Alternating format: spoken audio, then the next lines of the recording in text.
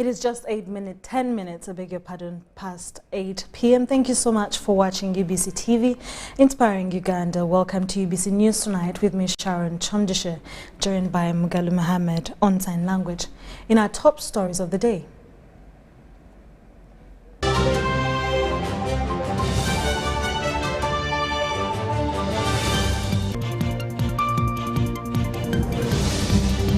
President Museveni promises to deal with environmental encroachers as National Water and Sewage Corporation celebrates Golden Jubilee.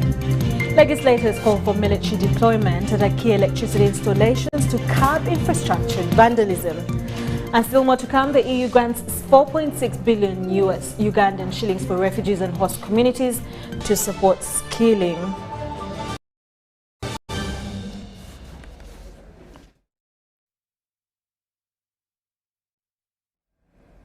A very good evening and welcome to UBC News Tonight once again. My name is Sharon Chomdishe with Mugalu Mohammed on sign language. In UBC News Tonight, we start off with the politics of large numbers in Uganda's parliament is cited among the challenges on why most resolutions hit a dead end. Now, this follows recent attempts by Parliament to cause censoring of some of the executive members, but in vain. The debate returns as the 11th Parliament seeks to censor the Minister of State for Housing and Urban Development, Persis Namuganza, on allegations of misconduct. Parliament will next week hold a debate on the Committee on Rules, Privileges and Discipline, which recommends that the Bukono County Member of Parliament is removed from her ministerial position. Daniel and Gloria have more on this report. Article 118, Sections 1B of the Constitution of Uganda gives Parliament powers to censure a minister. In part, the article reads, Parliament may by resolution, supported by more than half of all MPs, pass a vote of censure against a minister of misconduct or misbehavior. Uganda's parliament has a history of having censored two ministers, they being Major General Jim Muhwezi and Sam Kutesa in 1998 and 1999 respectively. Since then, various attempts by the August House to censure a member of the executive have remained futile, with some attempts dying naturally. One of a kind was in February 2020, when the 10th Parliament unanimously agreed to censure the then Minister for Security, the late General Eli Tumwine, over infuriating the works of Parliament's committee investigating safe houses in Uganda. There were also attempts to censor the Honourable Minister by then Honourable Ida Nantaba. I think it fell flat. And we also saw an attempt to censor the Honourable Persis Namuganza then. The blame is put on the nature of politics in the August House, where numbers have proved not to lie. Some MPs think that the higher number of members subscribing to the ruling NRM party puts the ratio at 10-1, blocking motions to censure a member of executive. So as long as we have this nature of partisan politics where people put the party politics above national interests, then you can hardly have a successful censure motion. Because it would be an indirect indictment on the president for appointing such a minister. So the president always prevails on the members, and when it comes to signing the censure motion, because that is the beginning point, you find that we do not raise the required number of signatures to censure a minister. The debate arises as the Parliament Committee on Rules, Privileges and Discipline on Tuesday presented a report pinning the Minister of State for Lands, Housing and Urban Development, Persis Namuganza, for conduct contrary to the Constitution and rules of procedure of Parliament. It is alleged that Minister Namuganza ridiculed Parliament through various media, disabling the reputation of the August House. The committee, having found that the conduct of Honourable Persis Namuganza is not befitting of a member of Parliament and a minister, and being cognizant of the fact that Parliament approved her appointment as a minister. Parliament will next week pronounce itself on the recommendations by the Committee on Rules, Privileges and Discipline, which also cited that Minister Namuganza was accorded time to defend herself, but in vain. So we cannot allow condemnation, or rather condemning her in the strongest terms, like the report has already condemned her and had. That is the biggest blunder which I see glaringly in that report, that it has already performed the role of the jury, the judge, the assessor, the prosecutor, and their past judgment before even the Honorable Namuganza could be given audience to defend herself, because that is her constitutional right. So for Parliament to be taken seriously, they should pick issues that touch on the public. For example, we have allegations of abuse of office. The Office of the Auditor General has produced reports implicating or indicting ministers for embezzlement, for diversion of public funds. So that would ensure that Parliament is taken seriously if we actually also tackle the serious aspects of the abuse of office. Daniel Mugoya, Gloria Gutabinji, UBC News. Thank you so much, Daniel and Gloria. In more stories, President Yoweri Museveni, together with the First Lady and Minister for Education and Sports, Janet Kataha Museveni, launched the Edward and Irina Kataha Bible College, established by the Covenant Nations Church in 2021. The Bible College, which follows in the example of the revival pioneers, focusing mainly on the pillars of education and national and international missions, was named after Mama Janet's late parents. Take a look. The President and the First Lady.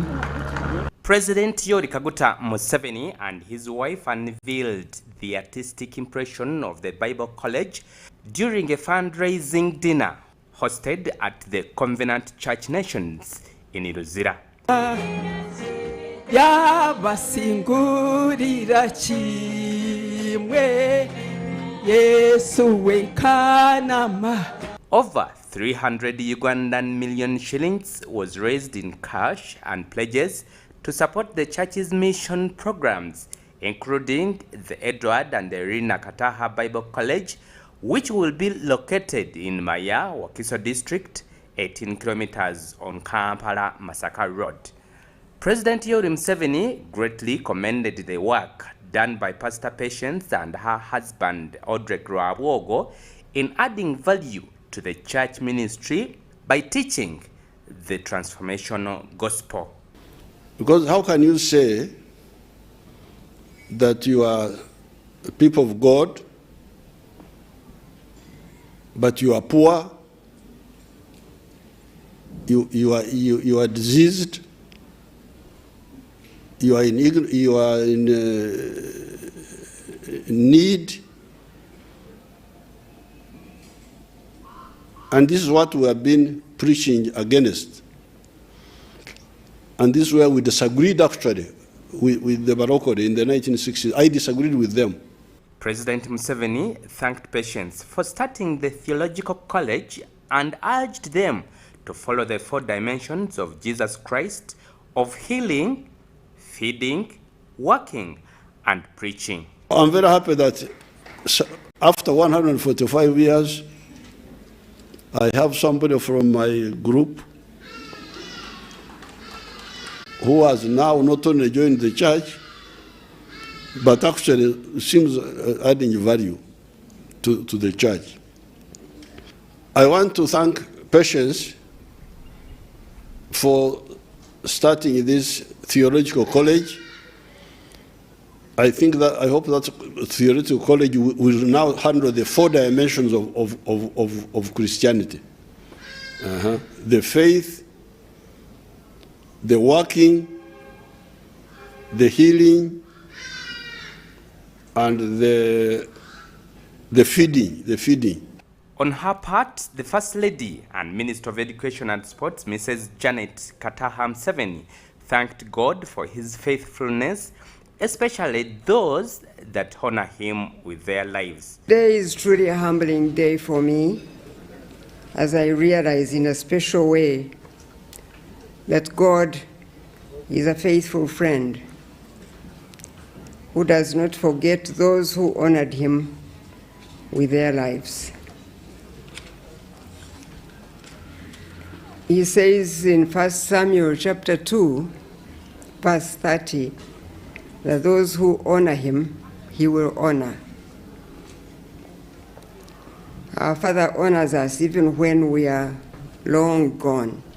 She thanked Patience for allowing her to be used by God and lifting up the names of God's servants who are long gone, adding that while we may forget them, He does not, because they live with Him. So therefore, the naming of the Bible College after them is very significant in demonstrating how faith is passed on to live on in generations to come. This is a challenge to the modern day parents to remember that our first mission field is a family that God has given to us. For God, family is sacred and most important building block of all that He has created, and family is responsible for God's most cherished of all attributes, love. She said her parents, Edward and Irina Kataha, were faithful servants.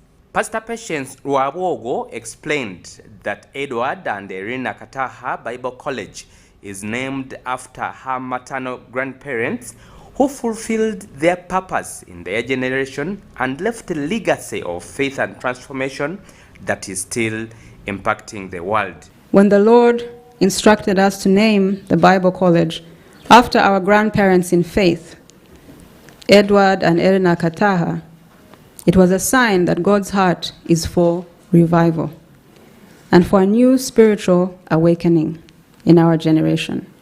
I pray that you'll all join us as we unstop the spiritual wells and work to see a new revival and a new reformation. She said that the Bible College aims at raising up leaders and ministers in the church that are trained and equipped to do Lord's work in the community and in the marketplaces. The fundraising dinner was attended by government ministers, church leaders, elders, and members of the Covenant Nations Church. I'm Dennis Blair Kalanzi in Kampala. Thank you so much, Dennis Blair Kalanzi, for the updates of the church and school that is going to raise ministers in God. Now, moving on from that, still about the president, he has welcomed 100 opposition members in Rukunjiri district who crossed from Forum for Democratic Change to the ruling party National Resistance Movement. The new members of NRM were coordinated and introduced to the president by Security Minister, also Rujumbura County Member of Parliament, Major General retired Jim Mukwezi, and Rukunjiri Resident District Commissioner Stephen Swoboga Bwewayo at Riverside Hotel in Rukunjiri. Welcoming them to the ruling party, President Museveni told the former FDC members that they took the right decision to join NRM, describing it as the only genuine and pro-people political party in Uganda with a straight agenda of developing and moving the country forward. Museveni said, unlike the opposition, NRM does not believe in bad politics or politics of diversion. He also advised the new members to desist from politicking and focus on improving their livelihoods through embracing money-making channels and government development programs. The president also promised that early next year he will meet the new members and lecture them on NRM ideology.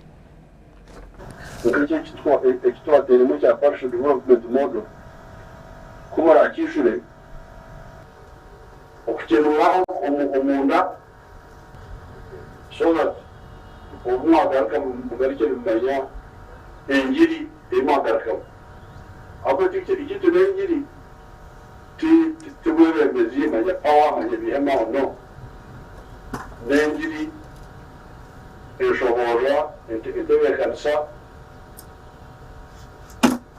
uko abantu bakwasa kwekenura no kukenura government. So when you go to the make the rubuye kagamba yo yo mpendo mkata yale mkabuzi buzo kabagarkamu yomutura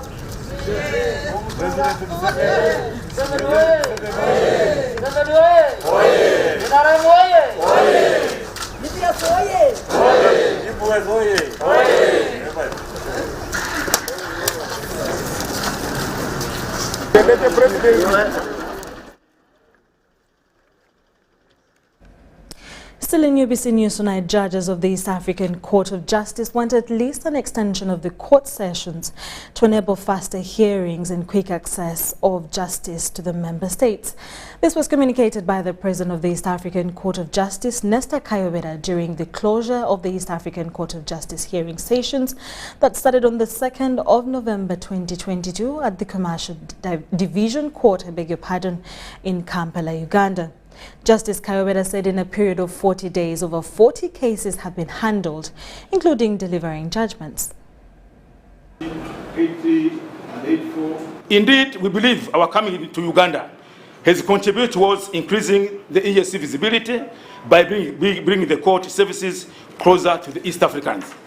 As we prepare for the next annual rotational court session, I believe we have learned things that will help us improve to better reach our East Africans. We wish to express our heartfelt appreciation to the government of Uganda and the people of Uganda, but more sincerely to the President, because the President personally came to close our conference of the challenges. Ad hoc court. How can you have an ad hoc court, which now the court is now 21 years in existence, still operating ad hoc? But it's only the principal judge who is permanent in Arusha. It's only the president who is present in Arusha. So now the first division is coming in next March. So you can see that that's one of the challenges. We had 5 applications. Another one we struck it out because of technical issues. We had 3 references. One of them was completed. 2 of them we still have further hearing, and we are going to hear them in our next session. To congratulate you on the successful completion of the 40-day session you've had in Uganda. As the commercial court, we were very happy to have been chosen to host you by the top management of the judiciary. I wish to take this opportunity to thank the top management of judiciary for all the support given to commercial court that has enabled us to successfully host the East African Court of Justice judges. And 151, Deputy, Article 37 of the protocol on the establishment of this. Now, the Committee of Parliament on Environment and Natural Resources has challenged Uganda Electricity Transmission Company Limited for not doing enough in fighting electricity infrastructure vandalism. The chairperson of the committee, Dr. Emmanuel Otiam Otala, while on a field visit at the vandalized points, tasked the transmission body to seek necessary support from relevant authorities, including security, to fight the vice. The persistent vandalism of electricity infrastructure has attracted the attention of legislators sitting on the Environment and Natural Resources Committee to hit the ground to assess the magnitude. Other than Now we're handing over to the President of the country, President Yoweri Museveni, who is going to be addressing the nation on health matters now.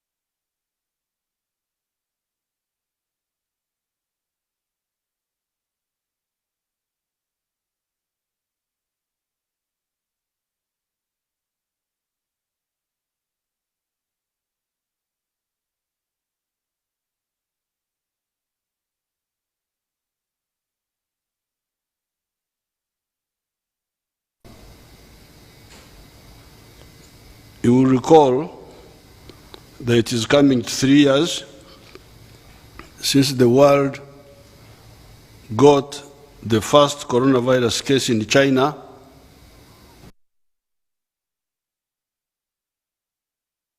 in December 2019.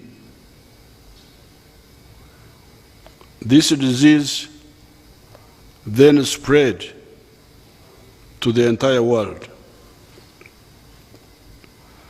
In Uganda, our first case was confirmed by our health workers on the 21st of March 2020. This was a traveler who had visited Dubai and was returning home. Since then, the outbreak spread, affecting the entire country, and we have had 3 waves.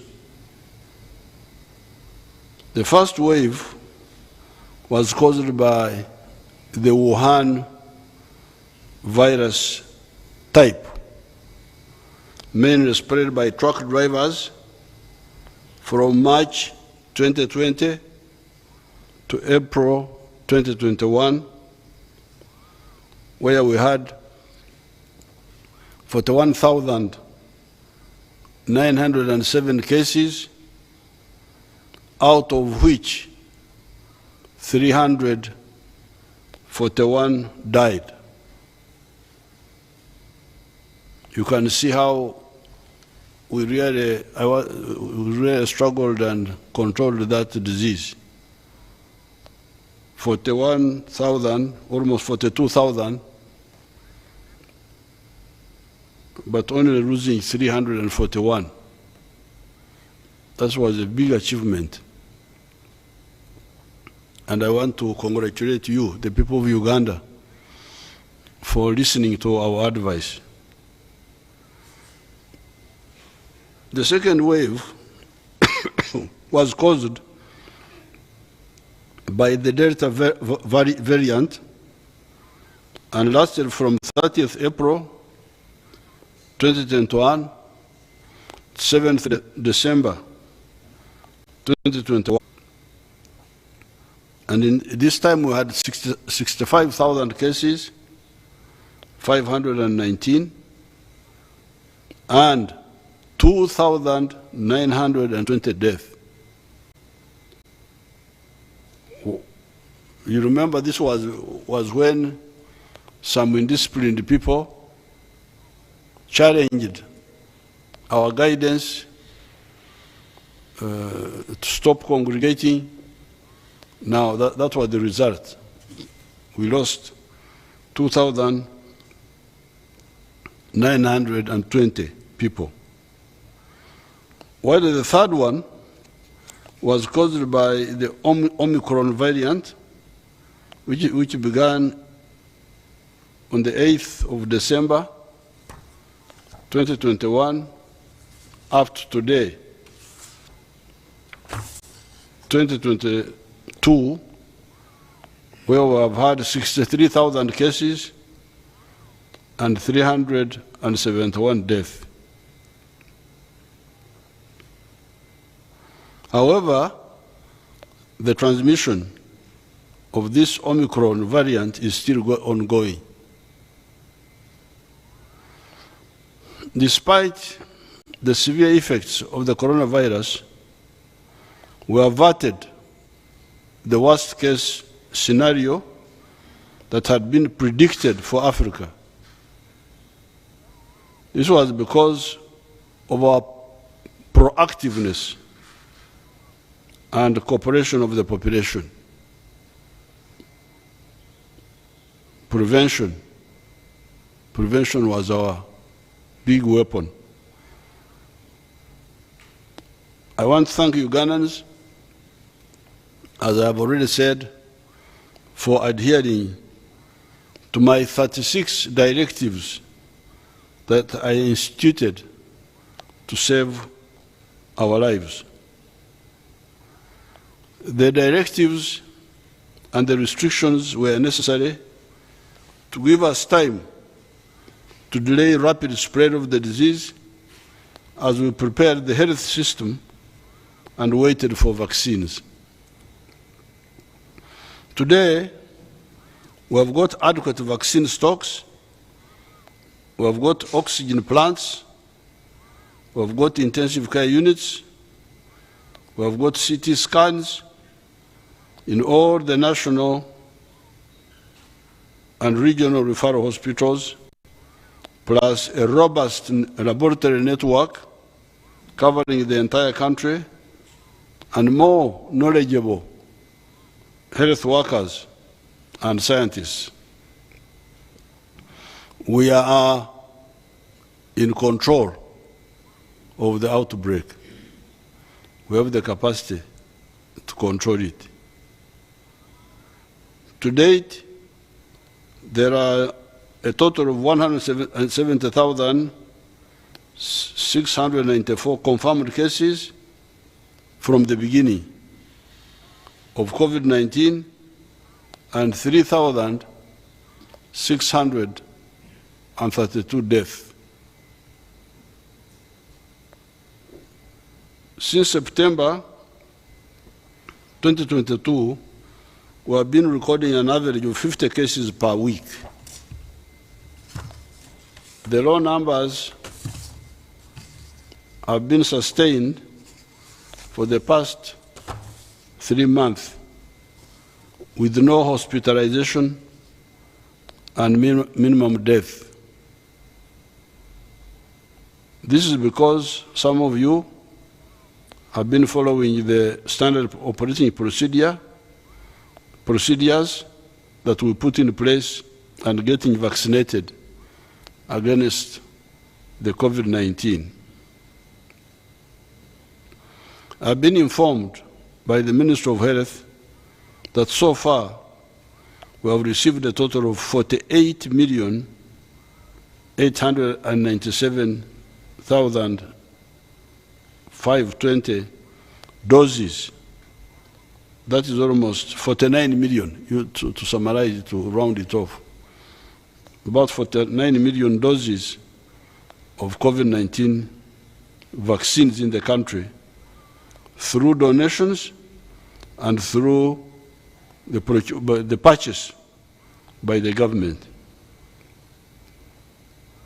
Of these, 26,281,000 doses have been given to the population.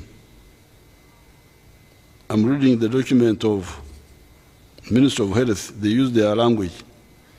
Has been administered, but you, the one you take it, has been given.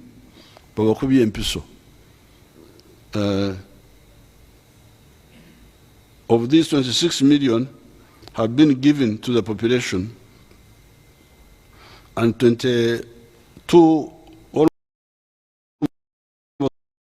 million doses are still in the national medical stores. 59% of the population, 18 years and above, have received at least 2 doses of the vaccine, while only 6% of the children aged 12 to 17 years have received 2 doses of the vaccine.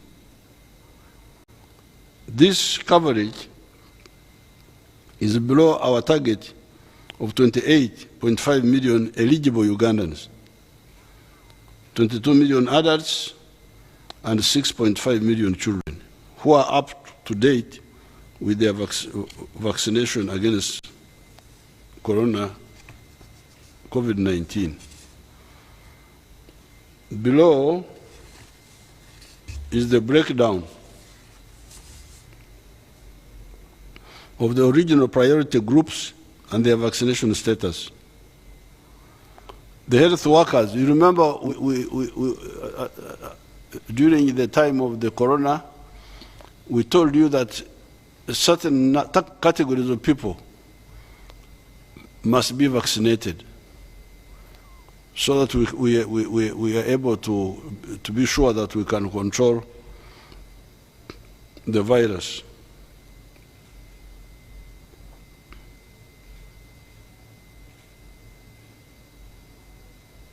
The first group were the health workers, who are 150,000.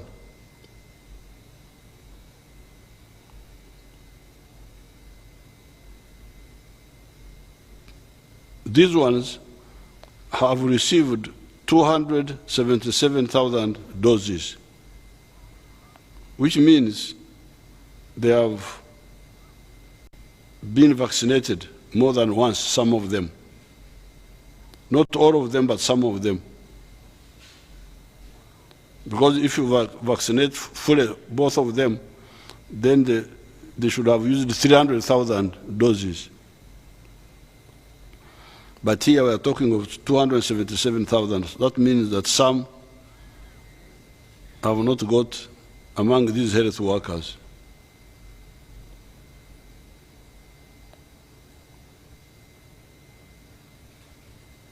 Now, the teachers, the total number is 550,000.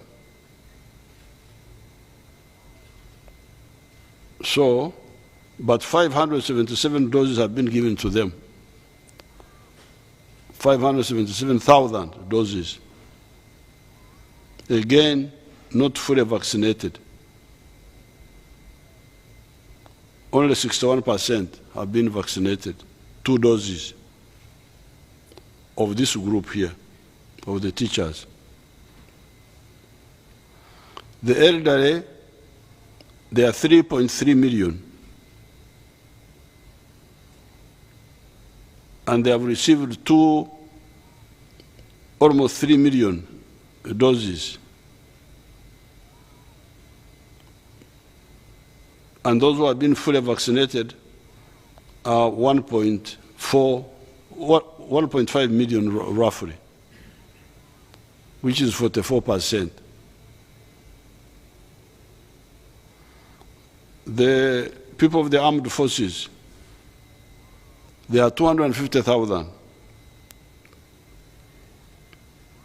Those who are fully vaccinated 2 times are 73,000, which is only 29%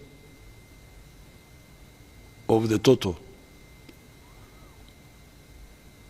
So therefore, I continue to appeal to all of you to get vaccinated, because the coronavirus disease is still with us. I've been told by the Minister of Health that the positivity rate continues to vary between 0.4% to 1.2%. Although in the Western world and some parts of Asia, the coronavirus has started to increase again and even cause death, Africa has been relatively spared with low positivity rates. The National Task Force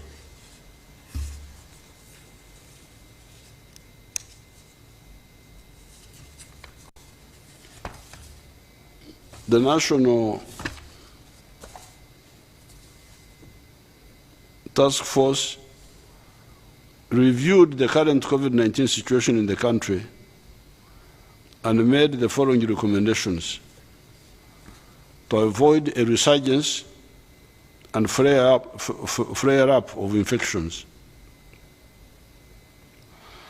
This should be adopted for implementation with immediate effect. Number 1, a certificate of vaccination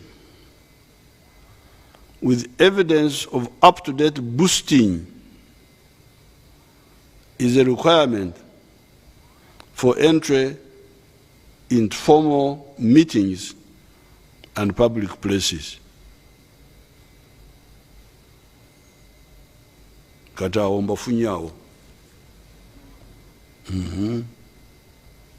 Awomba funye.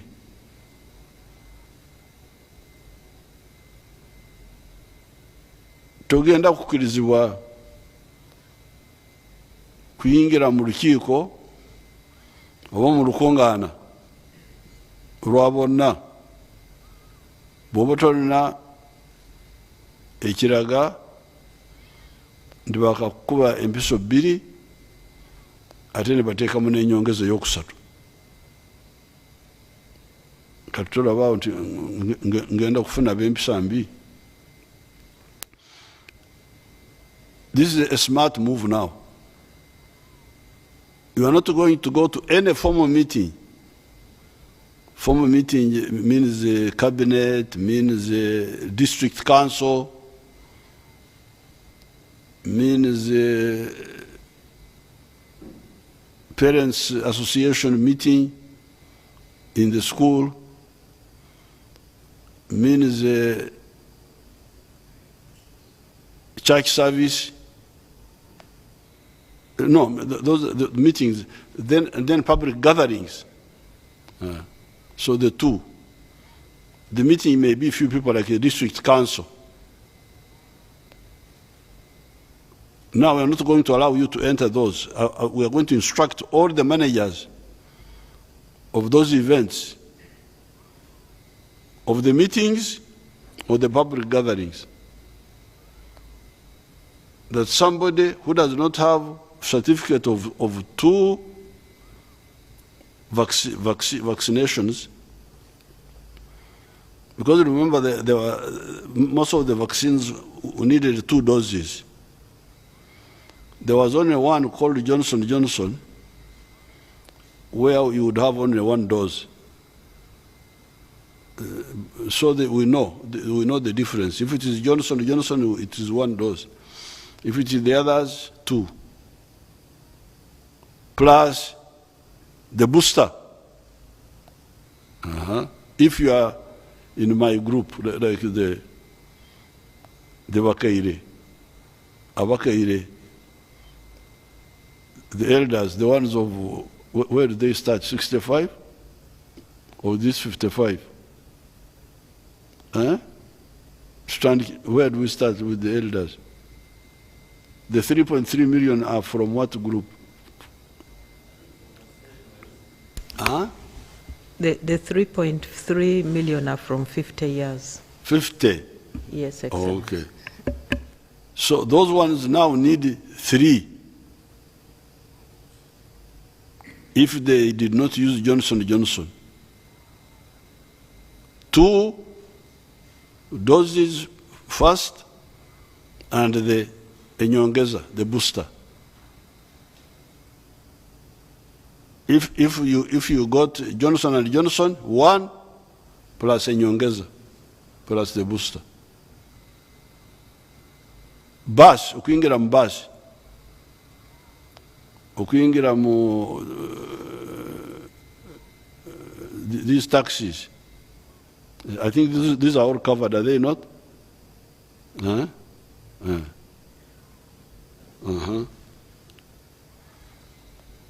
So these ones who are really wasting our time and endangering us. Number 2, where there is no up-to-date vaccination certificate, a negative PCR test within 24 hours is required. If you are not fully vaccinated, then you must show that you have been tested for corona 24 hours before or less.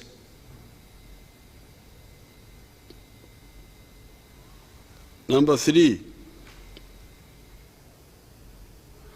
COVID-19 vaccination certificate will be required to access offices at all government ministries, departments and agencies. Tojja mu office ya government bw'oba talina akakonge akalaga nti bakugema. Don't come to the government office if you don't have the proof that you have been vaccinated. Similarly, a COVID-19 vaccination certificate will be required to visit all public and private offices.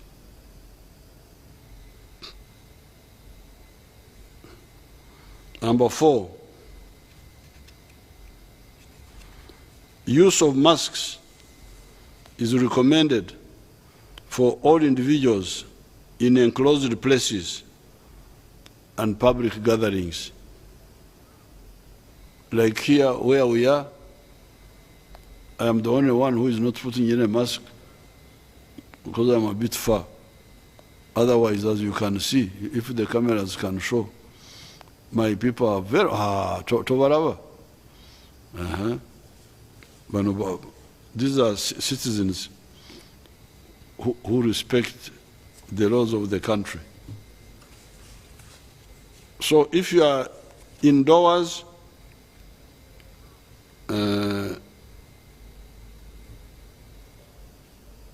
or public gatherings, please put on masks. And when you are alone, you can remove it so that because I know it is a little bit inconvenient.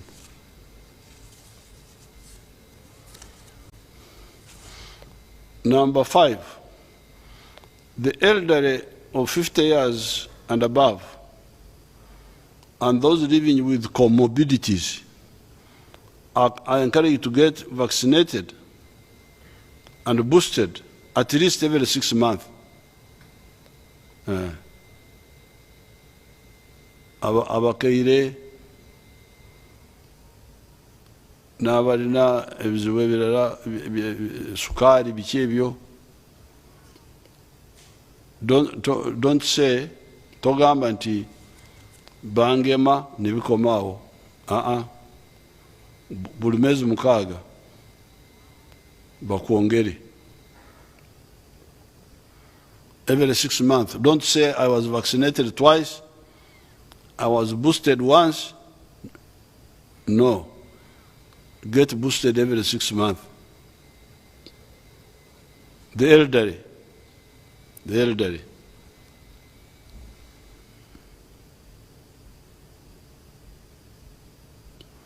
Individuals with symptoms of coronavirus or Senegal or what should not go to closed or crowded places. Bw'owulira nti olinamu akasenyiga, sigala waka. Don't go. If you feel you have got some flu, don't go to meetings. Handshaking and hugging remain prohibited. Handshaking is a sijagarira ddala.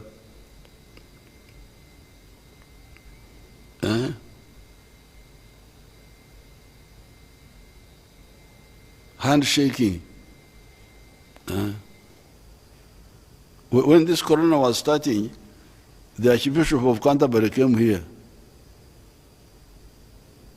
And at that time, people were not clear. And they were saying I should shake the hands of His Grace so I get a blessing. And I said, no, you can bless me from a distance. And he blessed me from a distance.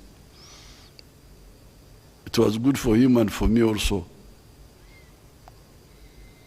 Shaking of hands is totally prohibited because of corona, because of Ebola, because of all those things.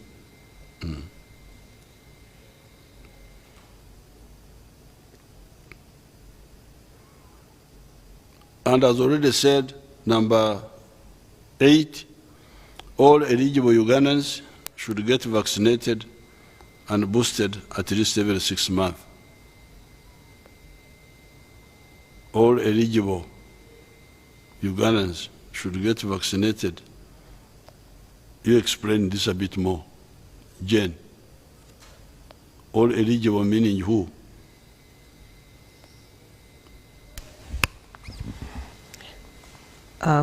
Your Excellency, from our regional population, 18 years and above are the eligible Ugandans who should get vaccinated and boosted every 6 months. But we also brought on board children 12 to 17 years. Okay, so when you say eligible, you are talking of, so the boosting every 6 months is not only for the Bakairi, for the elderly? Yes, it is for all the Ugandans 18 years and above. 18 years and above? Yes, excellent. And the ones of 12? To 17 years. Also? The children. They also need to be boosted? Yes, they get vaccinated 2 doses and boosted. Uh-huh. So now that means that everybody who is vaccinated must be boosted, to not confuse you.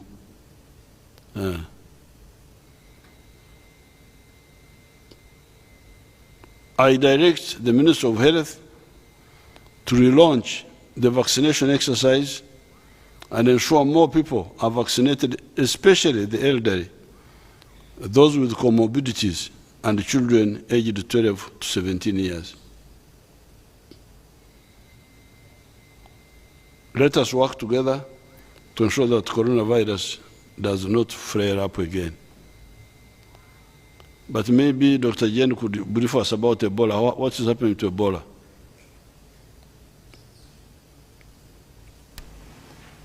Your Excellency, I really must thank you. We have made good progress and we believe we are winning the fight. For the last... You remove the mask so that they can hear well. Your Excellency, we believe we are winning the fight. For the last nearly 12 days, we have had no cases. Kampala has been quiet with no cases. There have been no case in Mubende. And in Kasanda, we only got 1 case of a pregnant woman who had previously improved. But the baby died inside her womb, and when she was delivered of the baby tested positive. So that is the case that we are closely monitoring, but the woman remains negative. We have... The woman was negative? Yes, she had improved and we had discharged her. But the baby died in her womb. And when we delivered the baby and tested the baby was positive. And the mother? Negative. Okay. And the breast milk is still positive. So we are monitoring her. We don't have any cases in Jinja, nor do we have any case in Masaka. Very good. So when we reach 17th of December, without any case, we will have made 21 days with no cases. Very good. So you can see really, especially for Ebola, Ebola was a very simple disease. It was just bad behavior that was causing it. It's not like this. This corona is more troublesome because it is going through breathing, through the air. The other one was contact, which and not only just contact, but intimate contact. So it was easier to stop. Now, I want also to mention a bit about these some attacks on police personnel, which some people, I think some people are getting worried about those. But I can assure you that these are empty-headed plans which involve criminals. Some of them may be linked to ADF. Some of them may be linked to ADF, trying to steal money and some guns to rob money for ADF and some of them for crime. But they are easy to deal with because when you attack armed people, you may succeed once or twice, But once the armed people are, they know that there is a group attacking them, then they are alert. So next time you come, you will not survive. And that is exactly what is happening. Like for instance, first of all, the other groups who started in the area of Mitiana, Chibogabit, many of those were arrested, including their leader, who is called Ndugwa Semogerere, and 22 others. All those were arrested. The ones who were involved in attacks in the Bukomero area, this was last year, some time ago? I think it was last year and a bit of this year. So all those have been arrested. You will see their case in court, including their leader, who had escaped and gone to South Africa when they were arresting the other 22, but he's now arrested.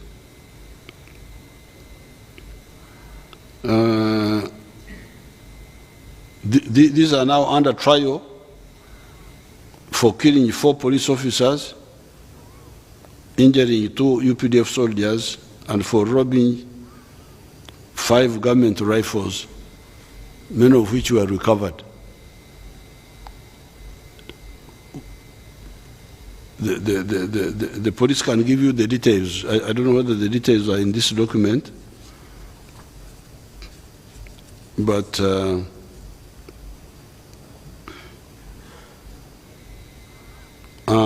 they had attacked UPDF and police patrols and police posts, respectively, in Wakiso, Busunju, and Kiboga between November and December last year, 2021. So that group was really wiped out.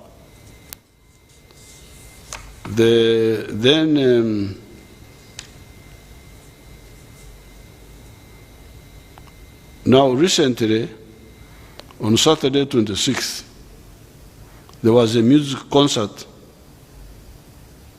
dubbed Sikyomu Charity Concert, which was being held in Kapeka playground. I think there's a school or something like that. I know Kapeka, but I don't know where they're talking of a playground. A joint UPDF police patrol consisting of 5 personnel under ASP Raymond Mushuni was tasked to ensure security of the event.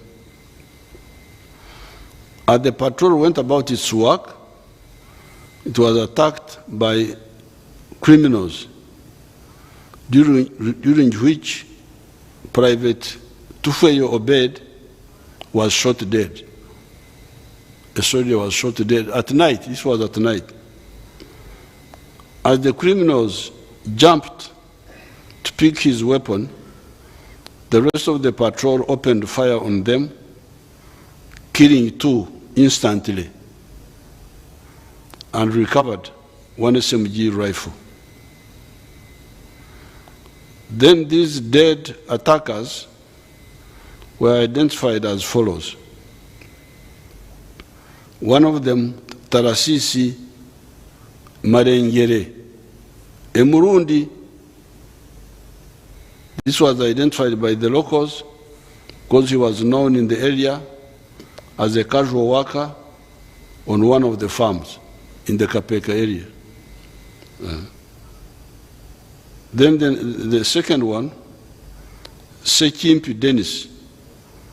This was identified, given several documents he had on his body, such as a national ID, a driving permit, a loan agreement, and other documents. The UPDF and police immediately swung into action and arrested 5 others who are currently being processed to court. An analysis of the documents on Sekimpi's body revealed that he is a resident of Kakunyu, Namsera, in Namsera Parish, Wakiso Town Council in Wakiso District, where he owns some rentals and is a member of NUP, Executive Committee of Wakiso District. This Sekimpi, who was killed in Kapeka, having attacked the patrol of the police. Preliminary forensic findings show that Sekimpi Dennis has been a serial robber using the very gun that was recovered from Kapeka, and others he got by killing security guards.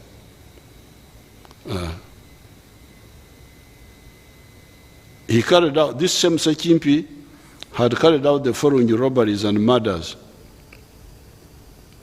On 30th October 2022, he shot dead a security guard by the names of Tumwine Badru at Bukomero town and took away the gun. On 11th November 2022, he used the very rifle he took from Bukomero to carry out a robbery on a fuel tanker loaded with fuel at Nakaloke, Mbare.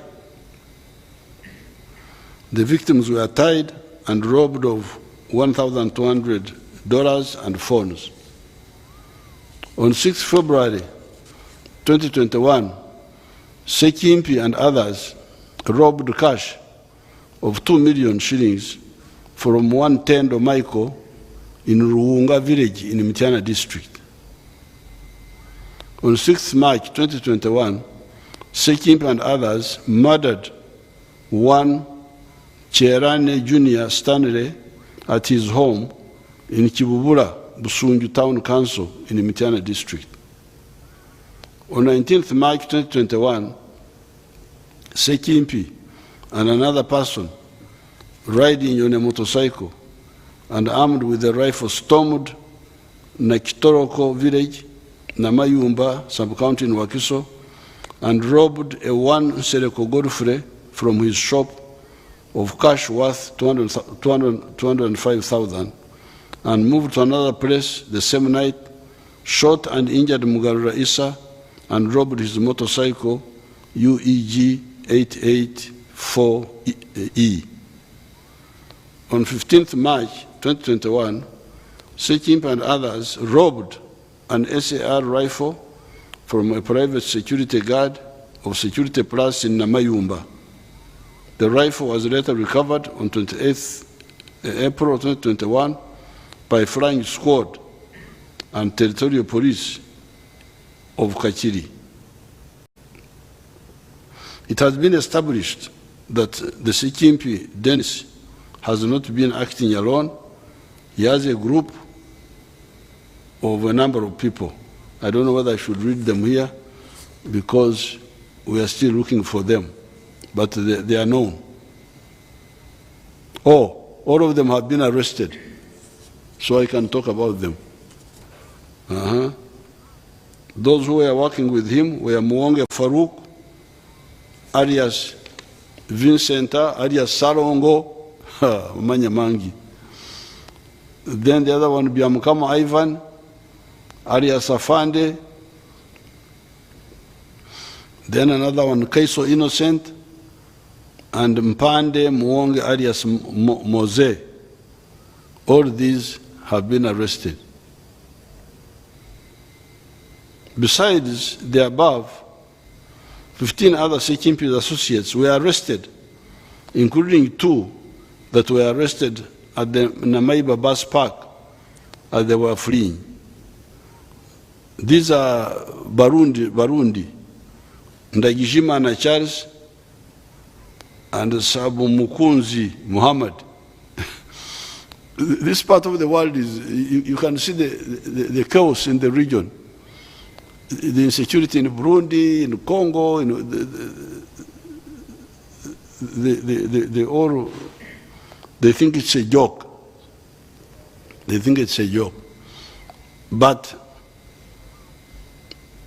so in summary of the Kapeka attack is as follows.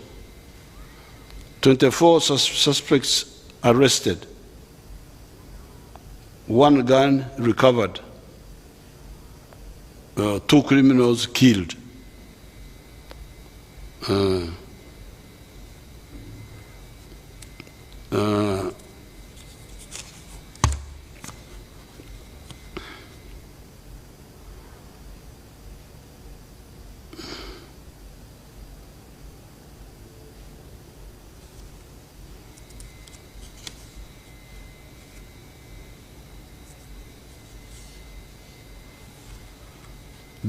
The attack on Ubusika, they are still looking for these people.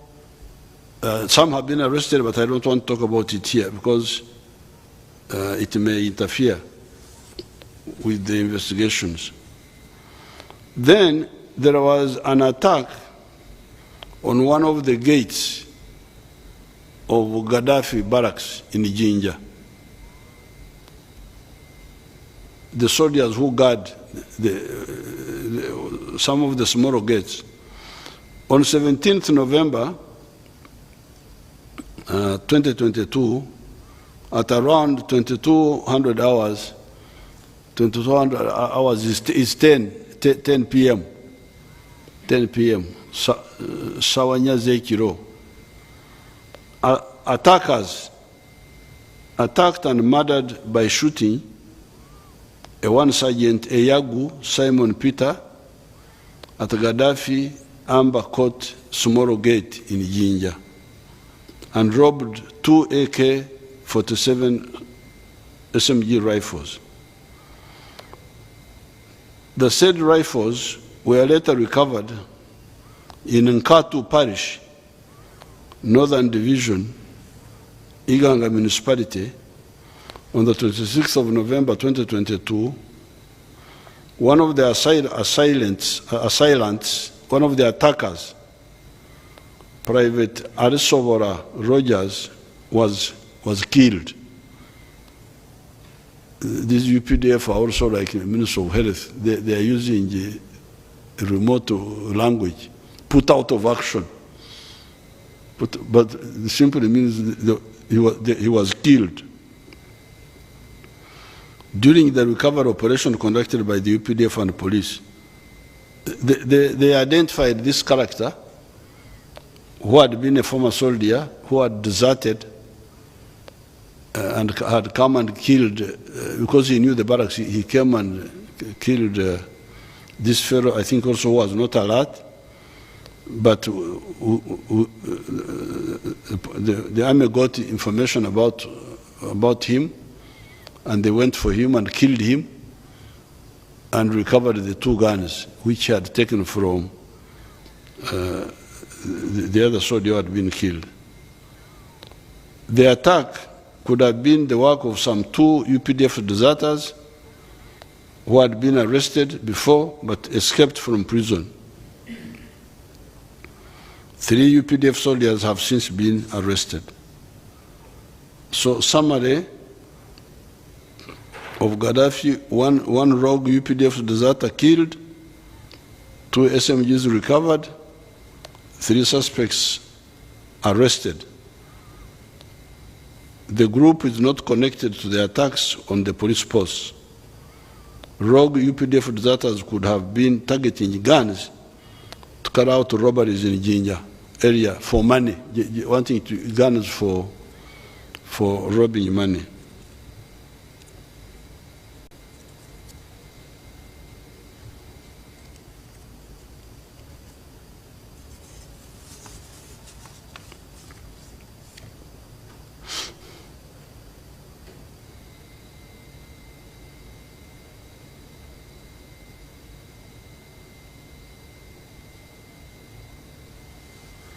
Then in the area of Chikube must be in Hoima, on 23rd November 2022, unknown attackers attacked Private Wycliffe Musibira, a UPDF soldier, attacked 13 Battalion in Chikube district and robbed an AK-47 SMG rifle.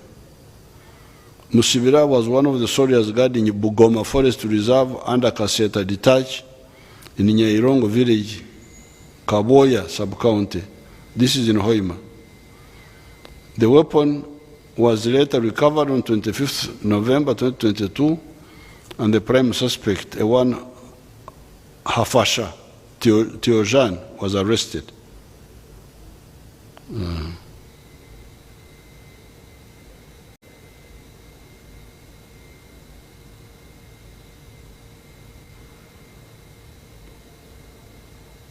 Then there was another attack at the Nakolevi police post on 23rd of November 2022 at around 4 a.m.